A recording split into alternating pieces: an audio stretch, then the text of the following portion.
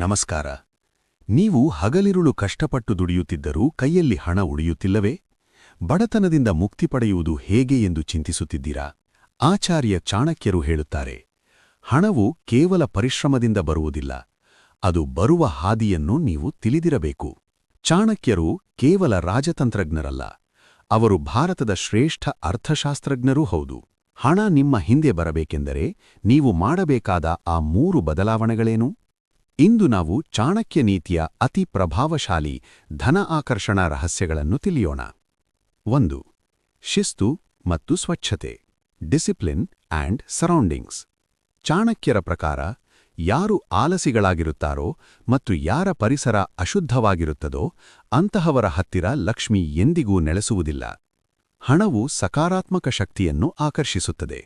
ಮುಂಜಾನೆ ಬೇಗ ಏಳುವುದು, ನಿಮ್ಮ ಮಾತು ಮತ್ತು ನಡತೆಯಲ್ಲಿ ಶಿಸ್ತುವಿರುವುದು, ಅಧರ್ಮದ ಹಾದಿಯಲ್ಲಿ ಹಣ ಗಳಿಸದಿರುವುದು. ಯಾರು ಸಮಯದ ಬೆಲೆ ಅರಿತು ಶಿಸ್ತಿನಿಂದ ಬದುಕುತ್ತಾರೋ ಅಂತಹವರ ಮನೆಗೆ ಐಶ್ವರ್ಯವು ತಾನಾಗಿಯೇ ಹುಡುಕಿಕೊಂಡು ಬರುತ್ತದೆ. ನಿಮ್ಮ ಶಿಸ್ತೇ ನಿಮ್ಮ ಸಂಪತ್ತಿನ ಅಡಿಪಾಯ. 2. ಗುರಿಯನ್ನು ಗುಪ್ತವಾಗಿಡಿ. Privacy of plants. ಹಣವನ್ನು ಗಳಿಸುವ ನಿಮ್ಮ ಯೋಜನೆಗಳನ್ನು ಅಥವಾ ನಿಮ್ಮ ಹತ್ತಿರ ಎಷ್ಟು ಹಣವಿದೆ ಎಂಬ ವಿಷಯವನ್ನು ಎಂದಿಗೂ ಸಾರ್ವಜನಿಕವಾಗಿ ಹಂಚಿಕೊಳ್ಳಬೇಡಿ. ಚಾಣಕ್ಯರು ಹೇಳುತ್ತಾರೆ, ಹಣದ ವಿಷಯದಲ್ಲಿ ಮೌನವಾಗಿರುವವನೇ ನಿಜವಾದ ಶ್ರೀಮಂತ. ನಿಮ್ಮ ಮುಂದಿನ ಹೂಡಿಕೆ ಅಥವಾ ವ್ಯಾಪಾರದ ಗುರಿಗಳು ಶತ್ರುಗಳಿಗೆ ಅಥವಾ ಅಸೂಯೆಪಡುವವರಿಗೆ ತಿಳಿದರೆ ಅವರು ಅದಕ್ಕೆ ಅಡ್ಡಗಾಲ ಹಾಕಬಹುದು.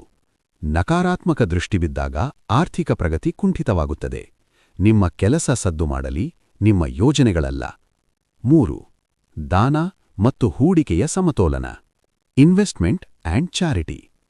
ಹಣವನ್ನು ಕೇವಲ ಪೆಟ್ಟಿಗೆಯಲ್ಲಿ ಕೂಡಿಟ್ಟರೆ ಅದು ವೃದ್ಧಿಯಾಗುವುದಿಲ್ಲ.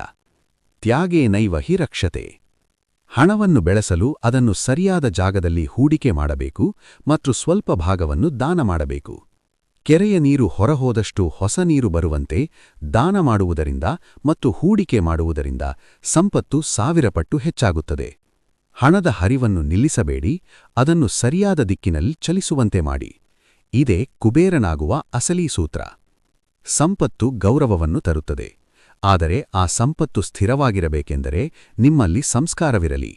ಚಾಣಕ್ಯನ ಈ ಆರ್ಥಿಕ ಸೂತ್ರಗಳು ನಿಮ್ಮ ಬದುಕಿನ ದಾರಿದ್ರ್ಯವನ್ನು ಓಡಿಸಲಿ. ನೀವು ಹಣವನ್ನು ಉಳಿಸಲು ಪ್ರಯತ್ನಿಸುತ್ತಿದ್ದೀರಾ ಅಥವಾ ಅದನ್ನು ಬೆಳೆಸಲು ಪ್ರಯತ್ನಿಸುತ್ತಿದ್ದೀರಾ? ಕಾಮೆಂಟ್ನಲ್ಲಿ ತಿಳಿಸಿ. ಸಾಲದ ಬಾಧೆಯಲ್ಲಿರುವ ಅಥವಾ ಆರ್ಥಿಕ ಸಂಕಷ್ಟದಲ್ಲಿರುವ ನಿಮ್ಮ ಗೆಳೆಯರಿಗೆ ಈ ವಿಡಿಯೋ ಶೇರ್ ಮಾಡಿ, ಅವರಿಗೆ ಬೆಳಕಾಗಿ. ಸಬ್ಸ್ಕ್ರೈಬ್ ಮಾಡಲು ಮರೆಯಬೇಡಿ.